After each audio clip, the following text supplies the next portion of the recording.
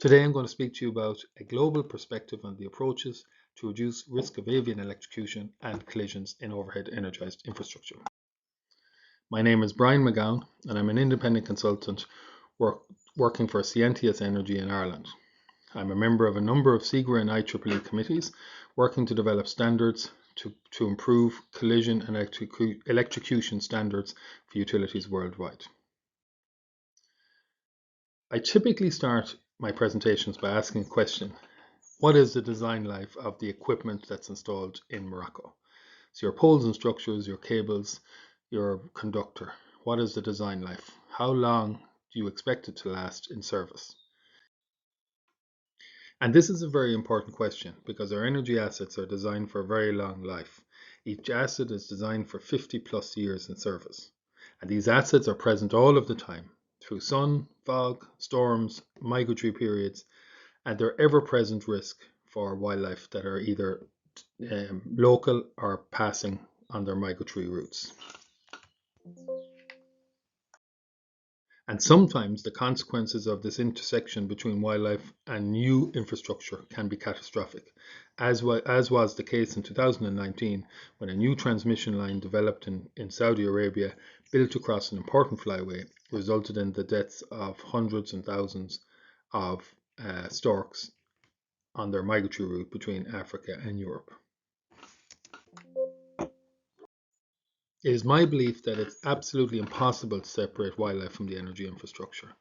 Birds perch, roost, nest, fly, play all around energized equipment.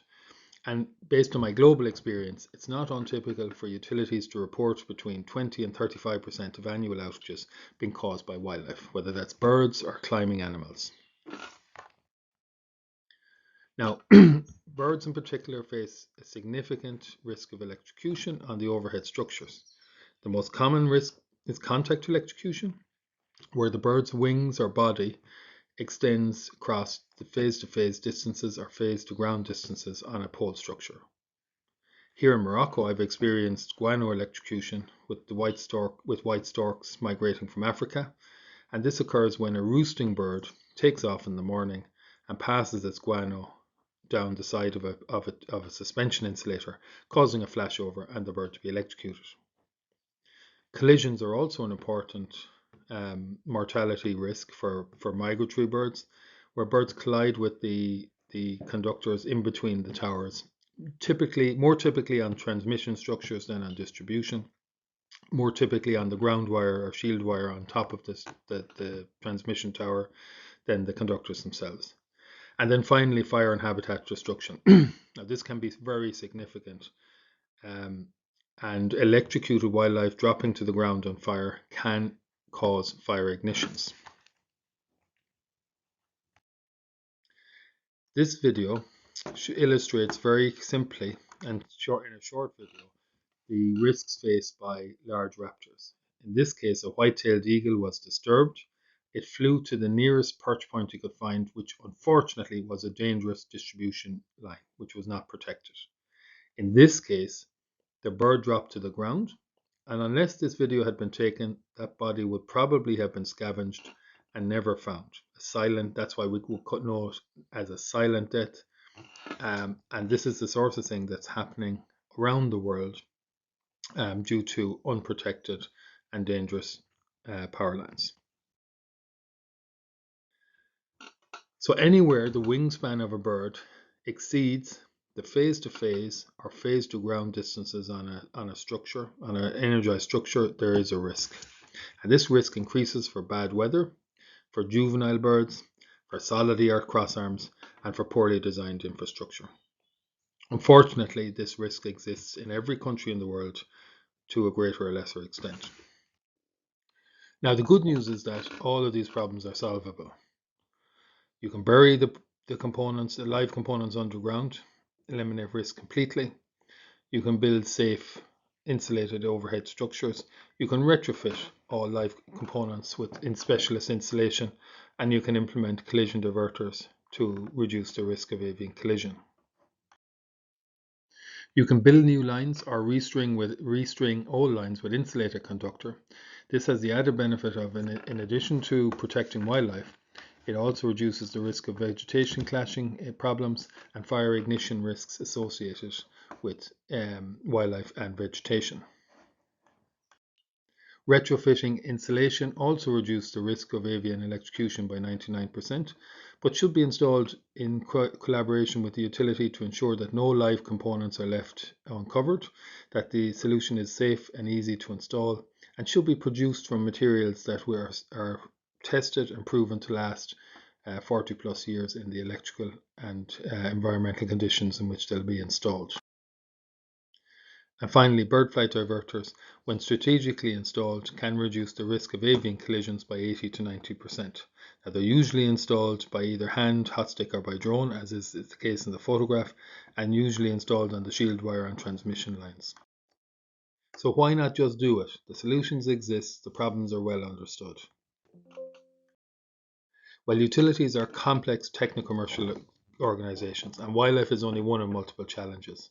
So we have to compete for resources, we have to contribute to reducing outages and improving grid resilience, and we need to ensure that anything we install to protect wildlife will not impact reliability of the network down the line.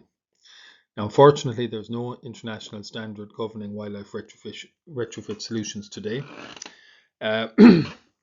And in my experience, utilities really value the input that NGOs are able to provide in relation to the wildlife at risk, the locations, and also any information available about the more dangerous structures in relation to wildlife. Now, unfortunately, the majority of utilities today still don't consider wildlife as a strategic investment. They're reactive to incidents, and projects tend to be funded from operational budgets, but exceptions do exist.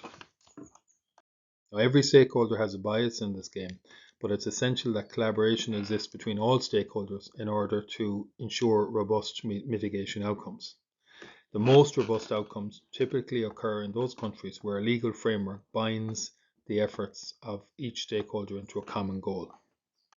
And the most successful outcomes come when legal instruments exist. For example, in the US, the Migratory Bird Treaty Act, the EU Birds Directive here closer to home, and in Spain, the royal decrees that were implemented in order to protect wildlife from electrocution and collisions.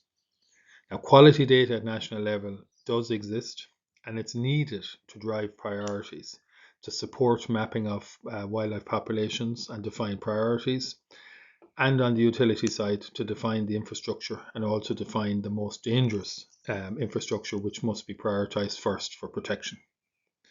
Any solution that is deployed must be robust. It must offer complete protection, it must be easy and fast to install, and it must be designed to protect the equipment and the wildlife for the lifetime of the asset on which it's installed. And this is typically 50 plus years, as we said at the start of the presentation. In summary, where there's a will, there's a way.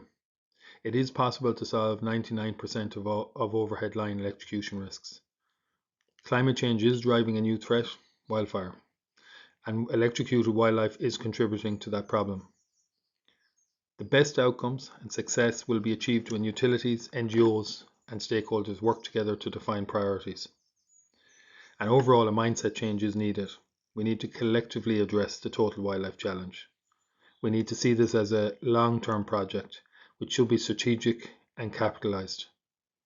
And the industry will benefit from a global application and product standard, something that I'm working very hard on and hope to deliver within the next couple of years. With that, I'm going to hand over to Imad, and thank you for your time and attention today.